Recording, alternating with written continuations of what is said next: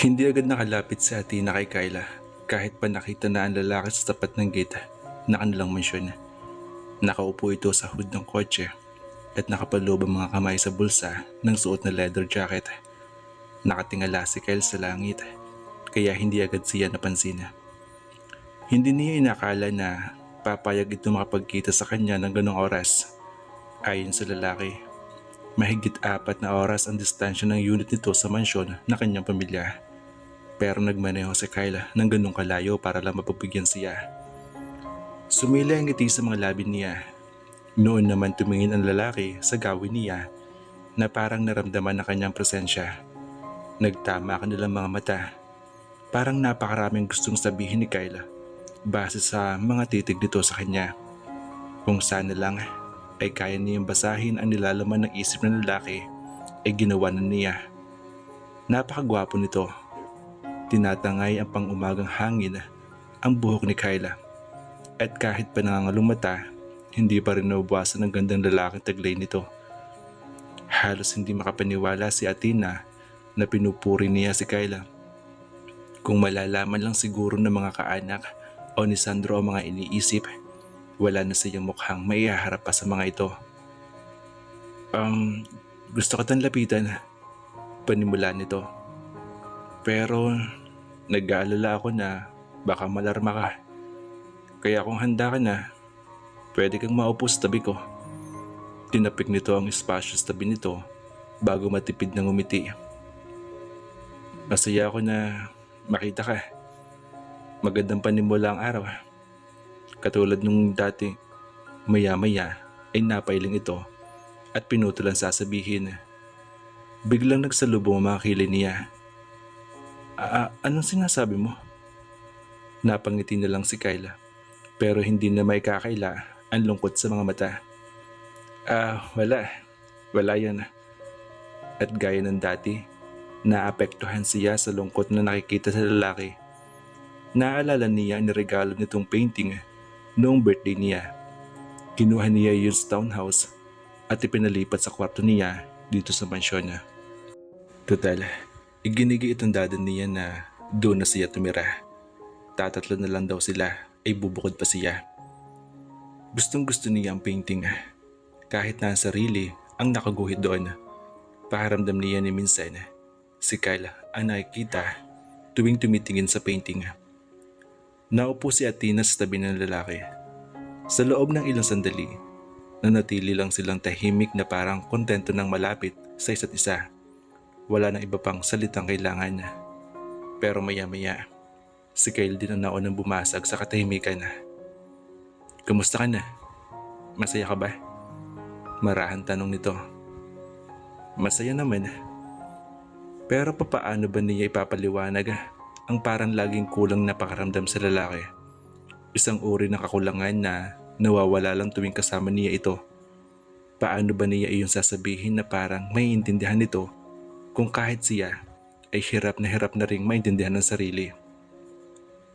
Ikaw, Kyla, kamusta ka na? Eto, sinusubukan kong mag-survive sang araw. Sagot nito bago siya binalingan. Athena, mahal mo ba si Sandro? Nagulat siya. Iyon ang kauna-unahang pagkakataon na tinanong siya nito tungkol sa bagay na iyon. Ganun man ay ngumiti siya. Oo, mahal ko siya. Iyon ang alam ko. Singit ng kanyang isip. Mahal ko siya. Ulit niya sa mariing boses pero para kumbinsihin ng sarili. Mahal ko si Sandro. Natawa si Kyla pero walang kasimpait iyon sa kanyang pandinig. Alam mo ba, hindi ako naniniwala sa sumpa. Pero mukhang nagalit si Pepe Sanlibeste. Kaya ngayon, heto, at pinapatunayan niya sa akin na tama siya at mali ako. Tumayo ito. Ng mga sandaling iyon, pumutok na ang liwanag sa buong paligid. Alam mo, kapag lumalaki si Isaiah at dumating ang panahong natutunan niya magmahal, alam mo kung anong unang sabihin sa kanya? Parang may biglang nagbara sa kanyang lalamunan. Kahit pa hindi gaanong maintindihan ng mga sinasabi ng lalaki, para siyang nasa loob ng isang bugtong at hindi mahanap-hanap ang sagot. Ano? Tanong niya. Sasabihin ko sa kanya na kapag nagmahal tayo at dumating ang panahon kailangan natin silang pakawalan, kahit masakit, pakawalan natin sila. Huwag natin silang itali. Huwag natin silang rendahan na. Dahil kahit sila masisikipan na, kahit sila masaktan na, ibigay natin ang hinihiling na tadhana na paglaya. At sa dulo ng lahat ng ito, ang pinakamainam nating gawin ay ang umasa. Umasa na sana isang araw ang mga pinakawalan natin ay makakaalalang bumalik sa atin. Ako hindi man, magdasal na sana isang araw lumipas yung sakit, ang lahat ng sakit. Biglang namasa ang mata ni Athena sa narinig. Hindi may tatanggi kasi ang hapdi sa boses ng lalaki. Kyle, nawika niya. Alam mo ba, ilang buwan na rin ang lumipas. Actually maglilima na. Do you still remember the princess that I said I'm in love with? The one who fell in love with the prince subordinate? Sa halip itanong nito.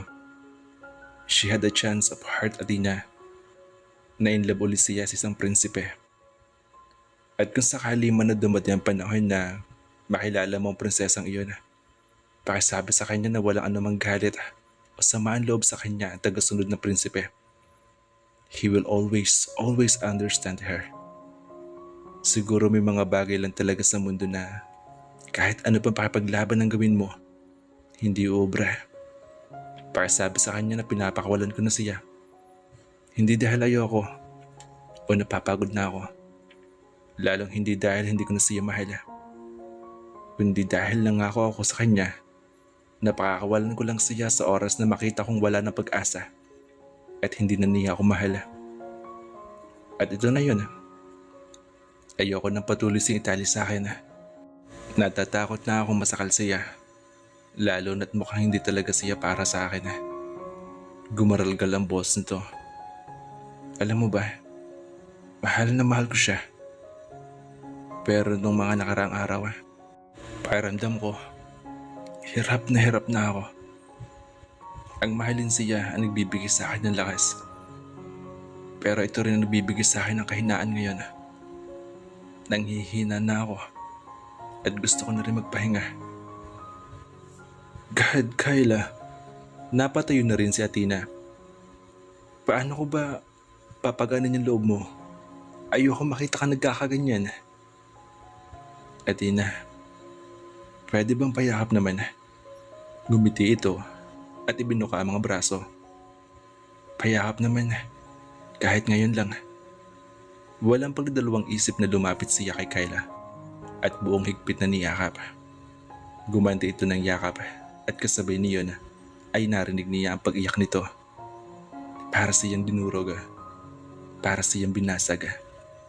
At sa sobrang sakit na nararamdaman hindi niya iyon makuha ipaliwanag. Ang alam lang niya, nasasaktan siya sa isiping nasaktan ang lalaki. Tama na, Kyle. Pumiyok ang boss niya. Kyle, please, tama na. Athena, ano bang gagawin ko? Natatakot ako. Nag-aalala ako.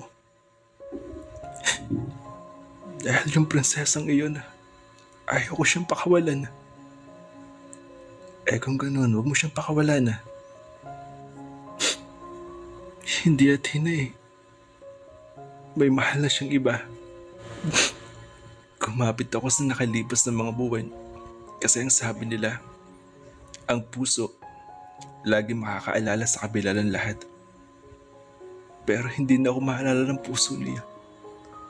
Bubigla ang puso ni Athena. Bakit ganun? Bakit ibang dating sa kanya ng mga salita ni Kyla? Ano ba talagang gusto nitong iparating? Magsasalita pa sana siya nang maya-maya ay umiwala ang lalaki sa kanya.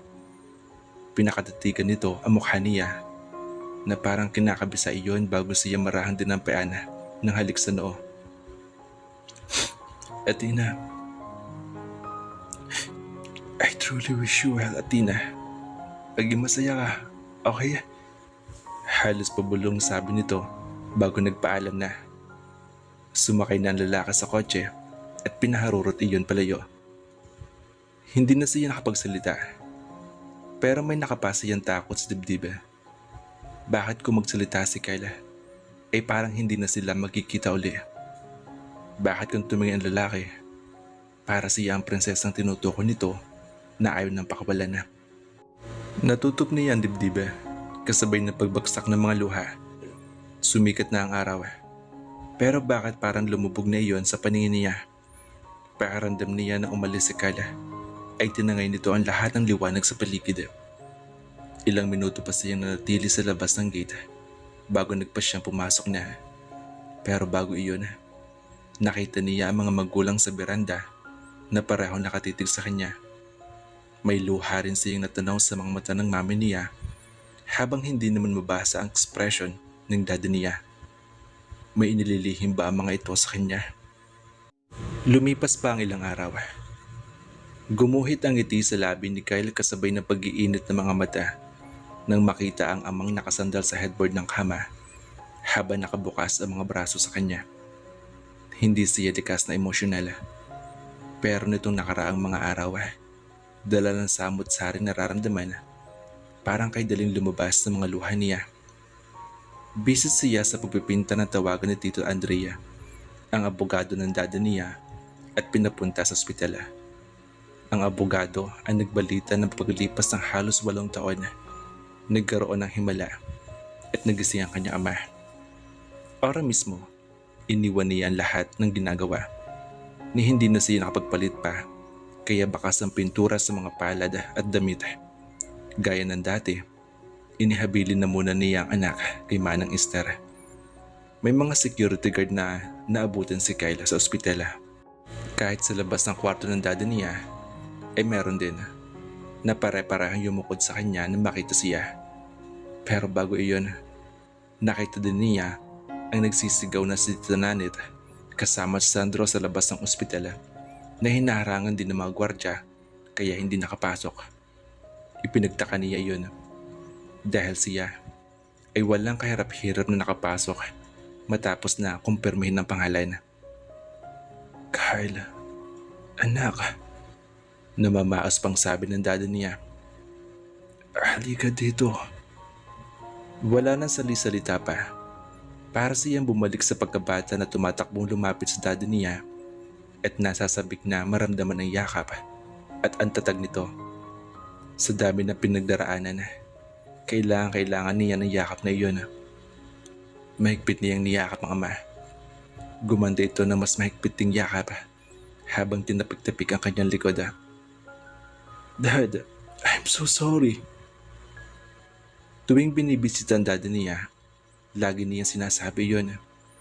Hindi niya alam na darating pa pala ang pagkakataon magagawa ng personal na humingi ng tawad dito, na magagawa pa nitong marinig iyon. Kahit papaano, naglubog ang kanyang kalooban. Dad, I'm sorry. I'm sorry kung bakit ka nagkaganyan sa mahabang taon. Gumaralgal ang boss niya. Hindi na ako aalis, Dad. Hindi na uli, pangako.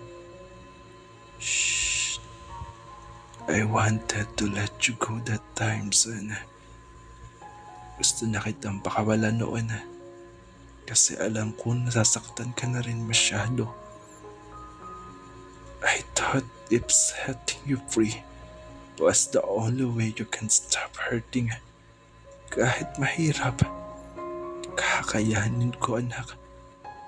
But then, something happened that day. Bahagyang humiwalay ang dada niya at pinagkatatigan siya. Napuno ng luha ang mga mata nito. Bago ka umalis, lagi na kami nagtatalo ni Nanit.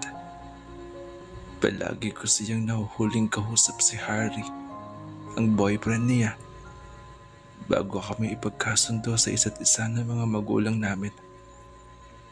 Pero inayawan iyon ng mga magulang niya dahil simple lang ang pamilyang pinagmula ni Harry.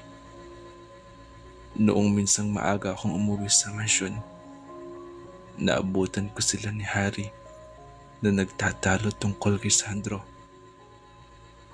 Harry was insisting that Sandro should recognize him. Nag-iba na agad ang kutob ko noon. Kaya palihim kong ipina-DNA test si Sandro. Nagtagis bigla ang mga bagang nito. And the day you were about to leave was the exact same day I discovered that Sandro wasn't mine. Hindi siya anak ko. Iyon ang dahilan kaya kita sinundan ng araw na iyon. Kaya kita hinabol. Because I wanted my son, my real son, to stay and be the one to be with me. But the accident happened. Wala kang kasalanan doon, anak.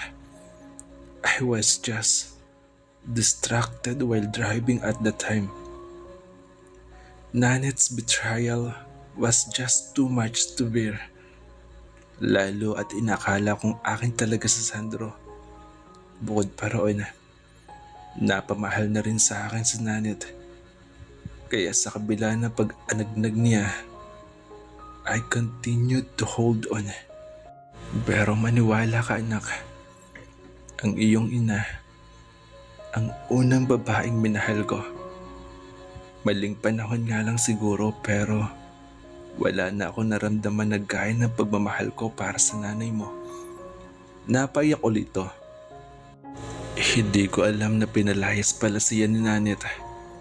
Ang akala ko, kusa siyang umalis nang alokin siya ng pera ni Nanet, pati ng pamilya ko, at tinanggap niya iyon. I was so broken-hearted when I heard that. To think that I was planning to process my annulment with Nanet. At iyon ang matinding pagkakamali ko. Dapat pala, itinuloy ko na lang ang annulment. Dapat pala, hindi ako naniniwala kay Nanet at sa pamilya kong kinasabot pa niya. I'm so sorry, anak. I'm so sorry, Kyle. Napamaang siya. Maya-maya, nag-iinit ulit ang mga matang na ihalamos niya mga kamay sa mukha. Napuno ng pagsasisi at galit ng puso ni Kyle. Sana pala ay hindi siya umalis noon. Sana naghintay siya ng kahit ilang araw pa. At sana hindi na aksidente ang daddy niya. Sana noon pa nito nakompronta si Nanet. At sana nalaman iyon ng mga Perez. Wala sanang humarang sa nabuong pagmamahalan nila ni Athena. Sana naging malaya sila ng asawa. Sana hindi nawala si Sarah sa kanya. Sana hindi na aksidente si Athena at nagkaroon ng amnesia. At sana masaya siya ngayon. Pero hindi. Mananatili hanggang sana na lang ang mga iyon. Dahil mas sakin pa pala kaysa inaakala niya si Nanet. Napakaraming taon ang inagaw nito sa kanya. Inagawan siya ng titulo, ng karapatan, at ng lahat-lahat sa kanya. Pero ngayon nagising na ako. Itatama ko na ang lahat, anak. Ipapaanal ko na ang kasal namin ni Nanet. At sa oras na hindi siya pumayag, masakit man, wala akong magagawa kundi i-blackmail siya. I will have to tell the public about her. I will have to tell them that Sandro is not my son. Iyon ang dahilan kaya isa sa mga pinatawag ko ay ang Tito Andre mo, si Nanet at si Sandro. Napailing uli ang dada niya. Hindi ko na muna sila kayang makita sa ngayon. Alam kong inosente si Sandro sa nangyari. Ako ang inaakala niyang ama. But I just couldn't look at him without thinking how unfair I have been to you, to my real son. I'm really so sorry, anak. I'm sorry. Kyle, ano ko? Nahinto sa tangkasan ng pagkasalita si Kyle nang may marinig silang kumalaboga. Pagharap sa pinto, nakita niya si Danilo na pabagsak na nakaupo sa marmol na sahig. ni hindi niya namalayan na nakapasok na pala ang matandang lalaki sa kwarto. Masyado siyang pinangunahan ng emosyon sa mga pinagtapat na ama. At base sa itsura ni Danilo, siguradong narinig din nito ang mga sinabi ng kanyang daddy. Nilapitan niya si Danilo at inalayang makatayo. Pero hindi tumayo ang matandang lalaki. Sa halip sa pagkabigla niya, lumuhod ito sa kanyang harap at mahigpit na kumapit sa suot niyang pantalon. Yumuko si Danilo na parang natalo sa isang napakhalagang laban. "Patawarin mo ako, Kyle. Diyos ko, patawarin mo ako." Nangingindig ang boses na sinabi ng matandang lalaki. "Patawarin niyo akong lahat." Bumuka ang bibig niya. Pero walang salita na lumabas doon. Maya-maya lang, narinig niya ang pahugulgol ni Danilo. Diniinan niya ng mga daliri ang gilid ng mga mata para pigilan ang pag-iyak. Inalis niya ang mga kamay ng matandang lalaki sa pantalon niya, kasabay na naghihinang pag-upo rin sa tabi nito. Noong unang beses na matuklasan ng tungkol sa ama ay tuwang-tuwa siya. Sa wakas, magkakaroon na siya ng tatay. Nawala man ng ina, may matitira pa rin siyang malapit na kaanak. Noong makarating sa Maynila, hinagan niyang kilalanin din ito. Pero hindi iyon ibinigay ng tadhana sa kanya. Kaya sa nakalipas na mga taon, isa na lang hinahangad niya, ang makalaya mula sa lahat ng mga nararanasan. Pero isang araw, minahal din ni Kyle si Athena. Lalo naging komplikado ang lahat. Pero nagkaroon siya ng isang pangarap. Hinangad niyang kilalanin din bilang Perez para bumagay siya sa kanyang prinsesa. At ito na iyon. Kinikilala na siya ng hari ng mismong ama ng prinsesa. Pero wala na siyang makapa na katiting na saya sa puso dahil malupit ang mundo. Bago kasi nakuha ang pinakaasa, marami na munang nawala sa kanya. At ngayon, matapos na mga nangyari, aanhin pa niya ang pagkilala sa kanya. Aanhin pa niya ang titulo. He was no longer a plain subordinate. He was now a prince. Pero aanhin niya ang koronang iyon kung wala ang kanyang prinsesa. Anong ibig sabihin nito? Maya-maya ay naguguluhan tanong ng daddy ni Kayla. Alam niyo, Mr. Reyes, kayo ang nakakakilabot na tao na nakilala ko. Sa halip ay sinabi ni Kayla. Napakarami niyo pinagkait sa amin ni Athena. And for the past months, ayaw na ayaw ko sa inyo. Kayo ang sinisisi ko sa nangyari kay Athena. Kayo rin sinisisi ko sa pagkamatay na anak ko. Kapag nasasaktan ako, tuwing tinitingnan ko ang asawa ko at hindi ko mahanap sa mga mata niya ang pamilyar na emosyong kadalasan ay kumakalma sa loob ko, sinisisi ko kayo. Kapag nasasaktan ako tuwing kinakausap ako ni Athena, tuwing tinatawag niya ang pangalan ko at ramdam na ramdam ko ang mga pagbabago, sinisisi ko kayo. Nang ilibing ang anak ko, sinisisi ko kayo. Alam niyo ba kung gaano kahirap para sa isang ama ang hatid sa huling hantungan ng kanyang anak? Inihatid ko si Sarah na wala ang asawa ko sa tabi ko. Nakahalong-kalong ko umiyak pa na sa Isaya. May sakit pa ang anak ko noon Pero hindi mo alam ang lahat ng iyon kasi wala ka naman doon na mangyari iyon. Mariin siyang napapikit sa mga naalala niya. None of those things would have happened if only you let us be happy. But until the end, yung kayamanan, yung pera, iyon pa rin ang mas iniisip ninyo. Kung hindi nyo ba nalaman kung sino ako, magkakaganyan ba kayo ngayon? Gumalo ang mga balikat na matandang lalaki sa pag-iyak. Naipilig niya ang ulo. Siguro, kapag dumating ang araw na nawala ng lahat ng sakit, ako na mismo sasadya sa inyo, Mr. Reyes, para sabihin sa inyo na pinapatawad ko na iyo. Pero kahit ako, hindi ko alam kung mawawala pa yung sakit na iyon. Lumipas ang ilang araw. Iginala ni Kyle ang mga mata sa kabuuan ng dream house ni Athena. Tapos na iyon at fully furnished na rin. Ganoon-ganoon na pangarap na bahay ng asawa.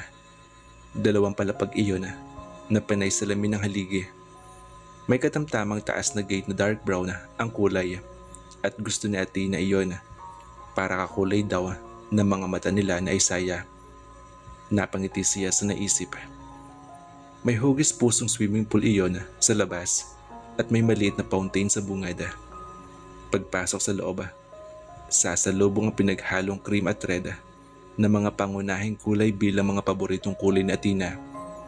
May 6 ding kwarto iyon, isang master bedroom, guest room, at 4 na kwarto na magiging mga anak nila. Dahil gusto raw ni Athena na magkaroon ng 4 na maliliit na version nila. Pero ngayon, mukhang sila na lang ni Isaiah ang titira sa bahay. Iyon ay gumagawa niya iyong tirahan. Napakarami na nagbago sa buhay ni Kyle sa loob ng ilang linggo. Sa huli, pumayag din si Nanit na makipag-areglo sa daddy niya at ipapaanalang kasal ng mga ito. Kahit bakas pa rin ang matinding galit sa mga nangyayari. Wala nagawa ang stepmother niya dahil nagbanta ang kanyang daddy na ibubuking sa publiko ang panloloko nito. Wala rin nakuha si Nanit kahit na ano mula sa asawa maliban sa mansyon. Pero pinamanahan ng daddy niya si Sandro ng 15% ng shares ng RPC. Sa kalaunan, natuklasan na rin ng kapatid ng lahat. At kahit pa sinabihan si Sandro ng daddy niya na malaya at pwede pa rin patuloy na pagtatrabaho sa RPC, ay kusa pa rin itong umalis. At siya, ipinagtapat ng daddy niya ang tungkol sa kanya sa publiko. Siya na ngayon ang nag-iisang tagapagmana ng mga Perez. Dahil may angking galing at husay, si Kyle ang nakasalukuyan na mamahala sa RPC na sa oras na ma-finalize ang lahat ay magiging Perez Corporation na lamang iyon. Ibinenta na kasi ni Danilo sa kanila ang lahat ng shares nito sa kumpanya. Tuloy na nagretiro ang matandang lalaki sa pagnenegosyo. Napakalaking responsibilidad agad ang nakaatang sa mga balikat niya. Mabuti na lang at ginagabayan siya ng ama sa bawat desisyon.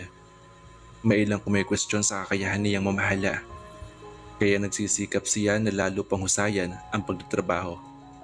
Pero sinisiguro niya na hindi siya mawala ng oras sa anak at paminsan-minsan nakakahanap pa rin siya ng panahon para magpinta. He now had everything that money could buy. Secured na ang hinaharap ni Isaiah. Marami sa mga nagmamaliit sa kanya noon ang personal pang humingi ng tawad. Marami na rin ang mga nagkaka-interest na lumapit sa kanya pero wala yung halaga sa kanya. Sa kabila ng aking yaman, tumutuloy pa rin si Kyla sa San Silvestre compound. Gustuhin mang bilhin iyon sa may-ari, hindi raw nito ipagbibili ang lugar. Totoo nga siguro ang sumpa dahil sa kinahinatnan ng relasyon nila ni Athena.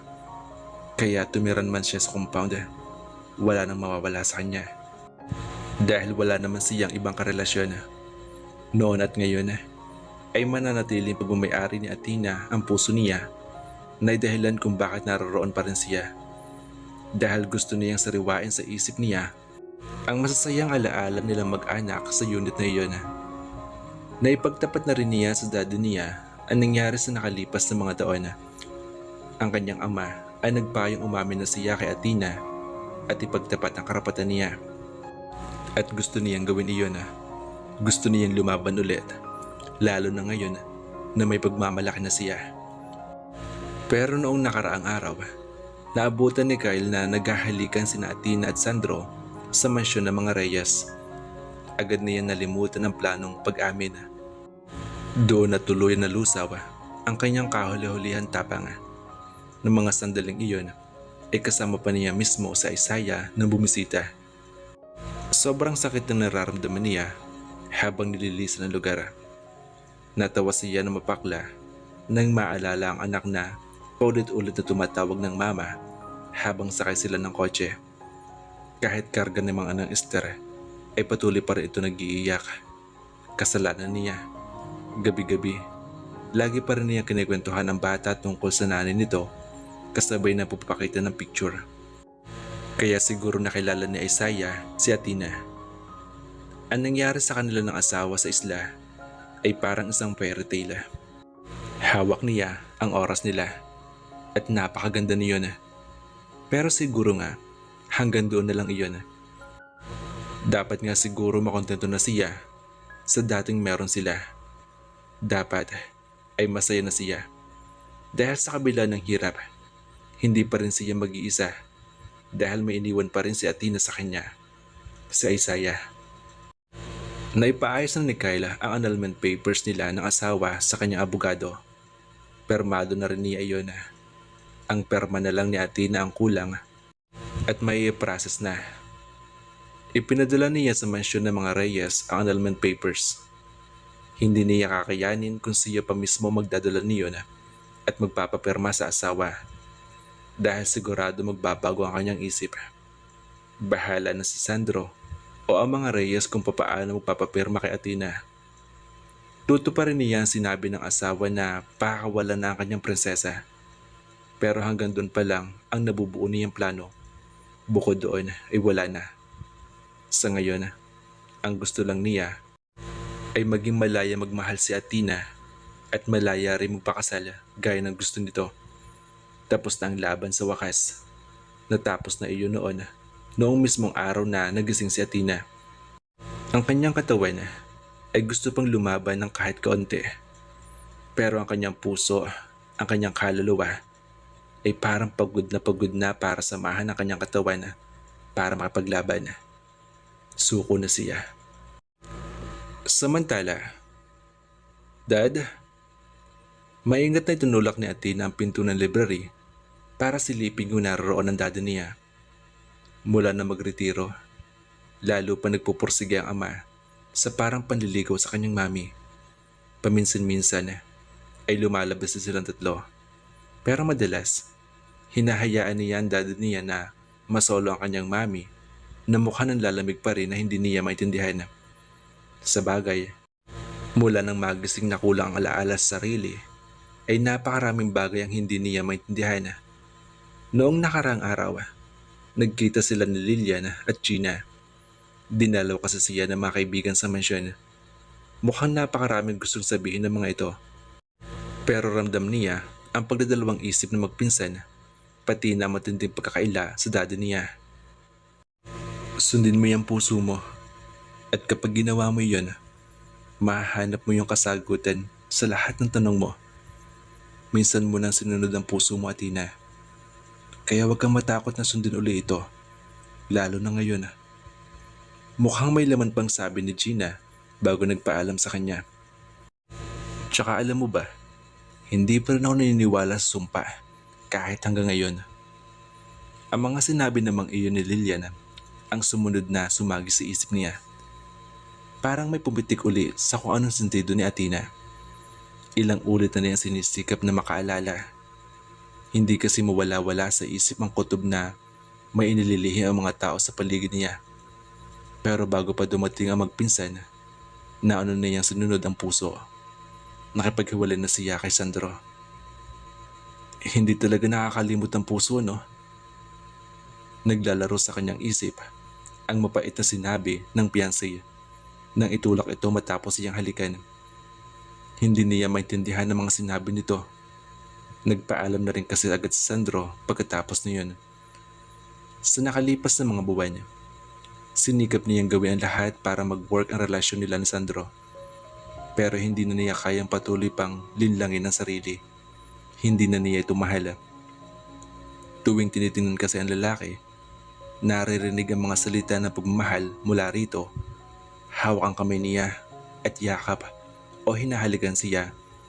Panay pasalamat na lang ang kanyang nararamdaman.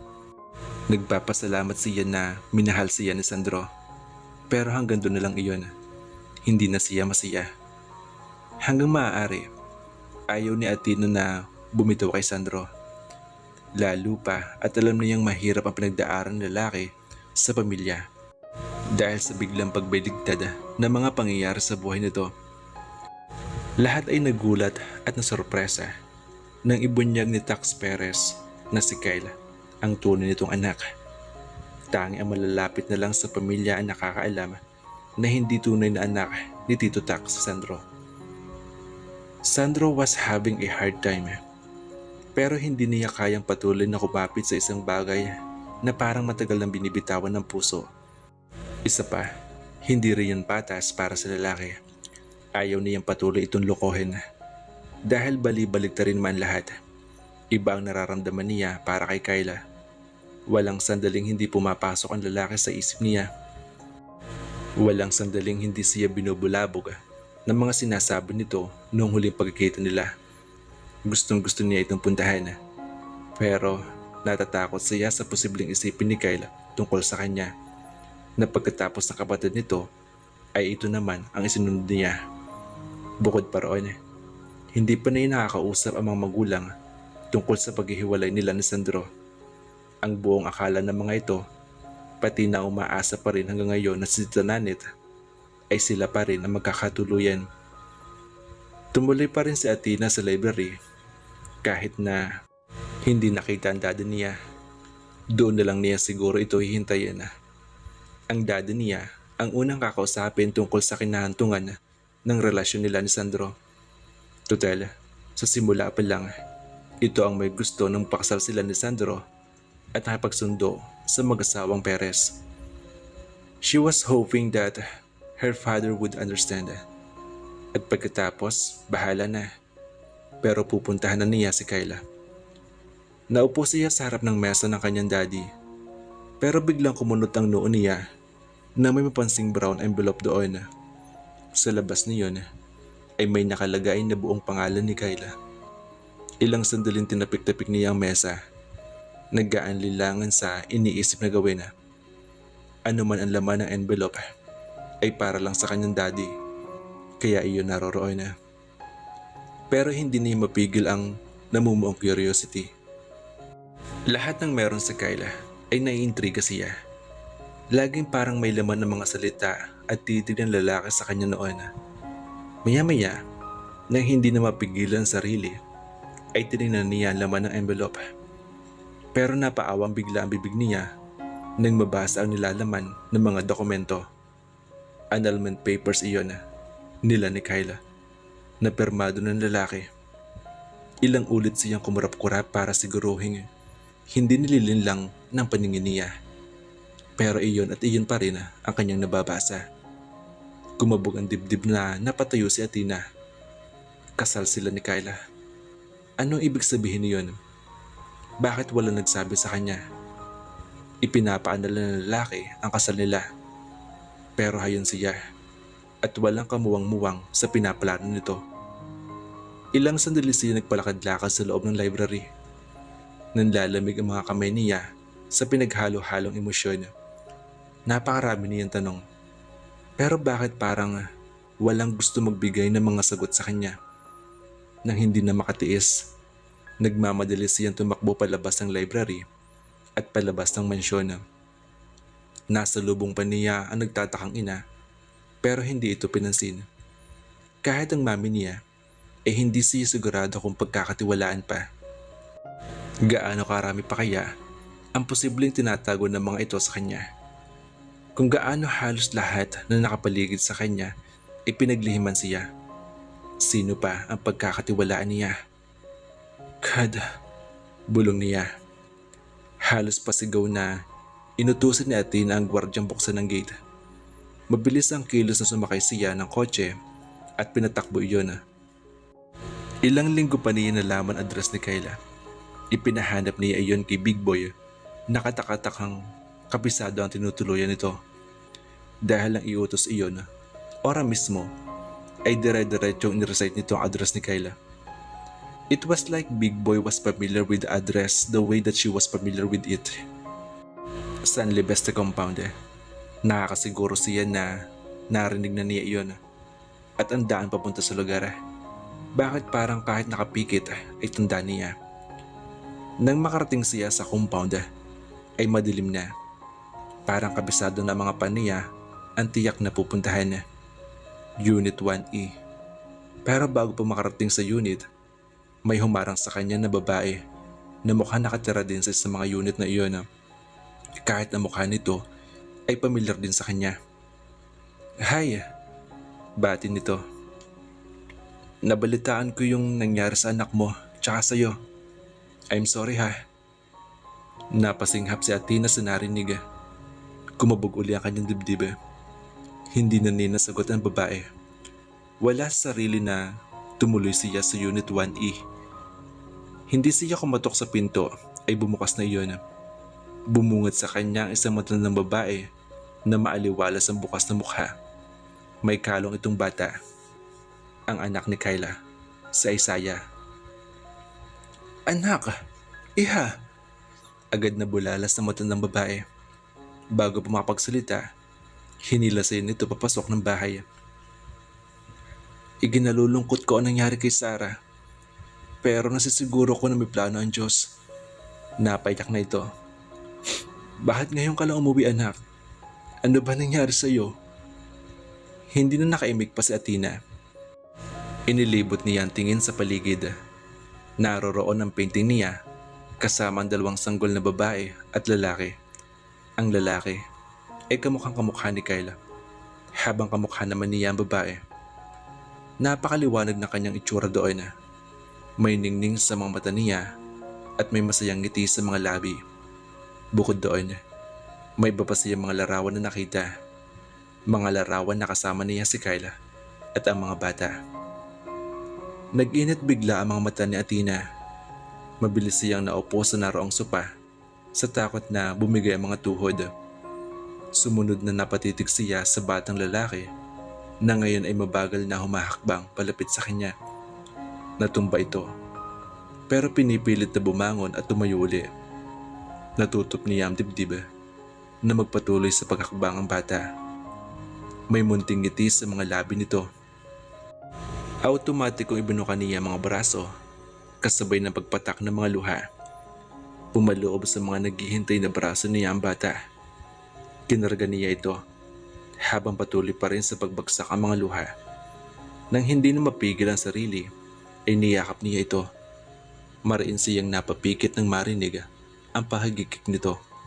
Kasabay niyon, biglang may mga boses siyang naririnig sa isip. Para nagduduwit sa pag-iyak ng mga sanggol. Ano bang klase ng bahay ang gusto mong itayo natin dito, mahal? Muli, ginulo ng boses ng estranghero ang kanyang isip. Pero sa pagkakataong iyon, malino na wala siya sa loob ng isang panaginip. Hindi nagtagal, bahagyang luminaw ang mga imahe na nakikita niya sa isip. Nakita niya ang sarili na kalong-kalong sa Isaiah habang ang kausap ng estranghero ay naaninig na may kalong din na batang babae. Hindi pa niya makita ng gusto ang mga ito dahil parang natatakpan ng kalahati ng mga mukha na kung ano madilim na kulay. Ikaw, ano ba yung gusto mong dream house, mahal? Tanong niya. Siyempre dapat pareho natin planuhin yun, di ba? Dahil iyon na magiging permanenteng bahay natin. Para namang naaaliw ay natawa ang estranghero. Come on! Nakita ko na ginuhit mo sa sketchpad mo noong mga nakaraang linggo. At alam ko, yun ang gusto mong dream house. Hinihintay ko lang na ibot mo sa akin ang mga design para maipagawa natin. Tsaka huwag ka mag-alala. Alam mo naman ikaw lang ang pangarap ko, di ba? Nasa tabi na kita. Idagdag pa itong makukulit at tsikiting na ito. Inginuso nito ang mga sanggol na kalong nila. Buo na ang buhay ko. Buo na ang pangarap ko. Ano pang hihilingin ko? Malawak siyang napangiti. Nasabi ko na ba sa iyo kung gaano ako kaswerte dahil ako minahal mo? I love you so much, Kyla. Kyla? Agad na napadilat si Athena. Kung ganon, si Kyla ang lalaki sa kanya mga panaginip. Unti-unti nagkaroon ng tunog ang kanyang pag-iyak. Napatitig uli siya kay Isaiah. Mama! Malikot pang tawag ng bata habang hindi nawala ang ngiti sa mga labi. Mama! Oh God! Oh God! Napatoy siya. Parang mababaliw na. Inabot niya ang bata sa mata ng babae na mabilis namang kinuha nito. Nanginginig ng husto ang mga kamay niya at natatakot na mabitawan ng bata anumang oras. Napahawak siya sa nananakit na ulo, para yung pinupukpok na kung ano na napakatigas na bagay. Athena? Mabilis na tumuon ang tingin ni Athena sa bungad ng pinto nang marinig ang pamilyar na bariton ng boses. Nakita niya si Kyle na puno ng pag-alala ang itsura na nilapitan siya. Kyle? Wala sa loob na bulong niya. Kyle? Napahekbi na siya. Dumiin ang pagkakahawak niya sa ulo na patindi ng patindi ang pananakit. Nang hindi na mapigilan sarili, napasigaw siya kasabay na pagbigay ng mga tuhod. Pero bago pa man tuloy bumagsak sa sahig, ay agad na siyang nasalo ni Kyla. Napapikit siya. Kasabay niyon ay para siyang nanonood ng isang pelikula nang sunod-sunod ng manumbalik sa kanyang lahat. Athena! Athena, ano nangyari sa'yo? Marahang niyugyug ng lalaki ang mga balikat niya, pero nanatili siyang hindi dumidilat. Manang, tumawag ka ng ambulansya, please! Napahagulgula siya. Palakas iyon ng palakas, ni hindi niya magawang dumilat. Sa matinding panliliit, takot, galit, at sakit na alam niyang lahat ay masasalamin sa mga mata ng kanyang asawa. Athena, utang na loob, magsalita ka. Sabihin mo naman sa akin, mahal ko, ano masakit sa'yo. Please. Nabimigat man ang ulo, ay sinika pa rin niyang dumilat. Pero sandali lang iyon, dahil maya-maya ay bigla na lang nagdilim ang lahat.